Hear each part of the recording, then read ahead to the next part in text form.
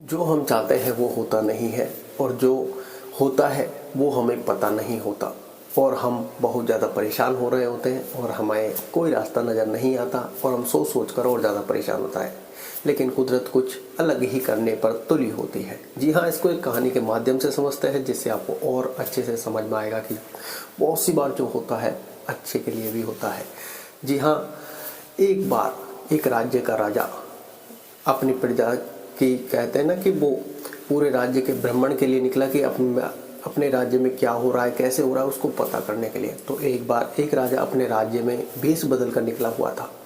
साथ में मंत्री को ले लिया और अपनी प्रजा का हालचाल जानने के लिए राज्य की जनता के पास पहुंच जाता है। जी हाँ, उसके बाद जब मंत्री को साथ में ले लिया और राजा जब भ्रमण करते करते आगे बढ़ रहे थे, राज्य में पहुंचे तो राजा के कुर्ते का बटन टूट गया था। राजा ने मंत्री से कहा कि यहाँ पर कोई दर्जी है तो उसको बुला करके लाओ, हमारे कुर्ते का बटन टूट गया है।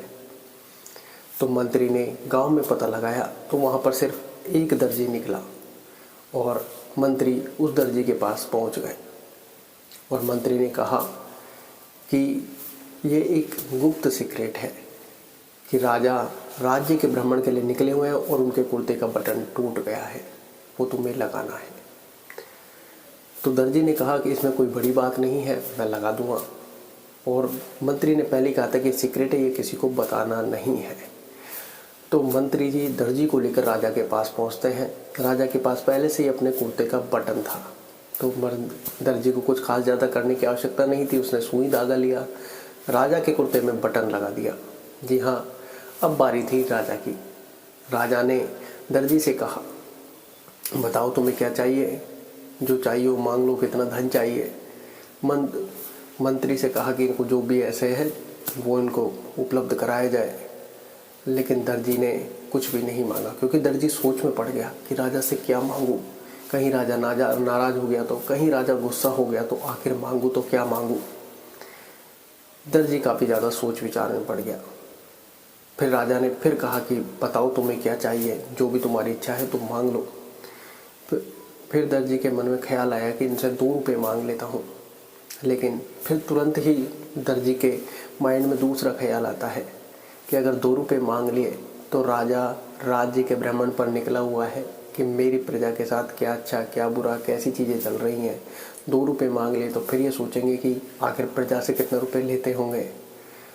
तो फिर उसके दिमाग ने काम करना बंद कर दिया और वो बिल्कुल साइलेंटली हो गया। तो दर्जी ने कहा, आपकी कृपा से सब कुछ मेरे पास है, मैं कुछ लेना तो नहीं चाहता, लेकिन आप देना चाहते तो आप आपकी इच्छा के अनुसार जो आप देना चाहे दे सकते हैं। तो दर्जी ने सारा मामला राजा के ऊपर रख दिया। अब राजा सोच विचार में पड़ गया कि सारी बाजी अब राजा के हाथ में आ चुकी थी, क्योंकि अगर दर्जी मांगता तो क्या ही मांगता। तो राजा ने अब सोच विचार करके सोचा कि अगर मैंने इसको कुछ नहीं दिया और इसने राज्य में बता दिया तो बड़ी बदनामी होगी। तो राजा ने अपने मंत्री से कहा कि इनको 2 गांव दे दिए जाए। अब वहाँ पर सोचने वाली बात ये थी कि दर्जी अब सोच में पड़ गया कि कहाँ मैं 2 रुपये मांग रहा था, जब मैंने कुछ नहीं मांगा तो मुझे 2 गांव मिल गए। तो आपके और हमारे साथ भी दोस्तों कुछ ऐसा ही हो रहा है। जो होता है अच्छे के लिए हो जाता है, लेकिन हमें समझ में नहीं आता। हम बहुत सी बार सामने वाले से या फिर कहें कि प्रभु से इतनी सी डिमांड करते हैं, देने वाला बहुत कुछ देना चाहता है लेकिन हमारी डिमांड ही नहीं है। या फिर कहें कि जो देने वाला त्रिलोक का स्वामी है, हम उससे क्या ही मांगे, क्योंकि हमारे लिए जो अच्छा होगा या फिर जो हमारे प्रारब्ध में है वो होना होगा। तो आपको समझने वाली बात है कि आप अपने फोकस, अपना टारगेट, अपना गोल बड़ा रखें और उसको पूरे पैशन के साथ, लगन के साथ करते रहें, क्योंकि जब प्रकृति देगी तो छप्पर फाड़ कर देगी। और आपको अपने रास्ते से भटकना नहीं है, क्योंकि जब प्रकृति आपको देने पे आएगी तो आपको लेने से चूकना नहीं है। क्योंकि अगर आप अपने गोल, अपनी मंजिल से हट गए तो प्रकृति आपको क्या ही देगी। समझने वाली बात आपको है।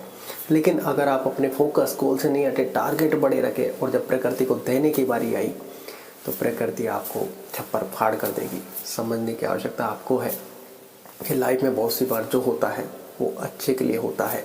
संघर्ष अगर ज़्यादा चल रहा है, यकीन मानिए प्रकृति आपके साथ कुछ बड़ा करने वाली है, प्रकृति आपको छप्पर फाड़ कर देने वाली है, उससे पहले आपको सक्षम बना रही है।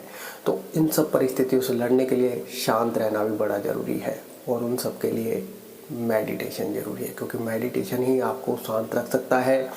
जब आपकी परीक्षा चल रही होगी तो मन आपको सबसे ज़्यादा विचलित करेगा, तो आपको अपने गोल, अपने फोकस से हटना नहीं है, क्योंकि प्रकृति यही सब देखती है, फिर आपको छप्पर फाड़ कर देती है। आपको मांगने की आवश्यकता नहीं है, क्योंकि प्रकृति सब जानती है, प्रभु सब जानता है, लेकिन आपको मैदान में डटे रहना है। इसके लिए मेडिटेशन करना है, माइंड स्ट्रॉन्ग करना है, मन को शांत करना है। मेडिटेशन जरूरी है। धन्यवाद।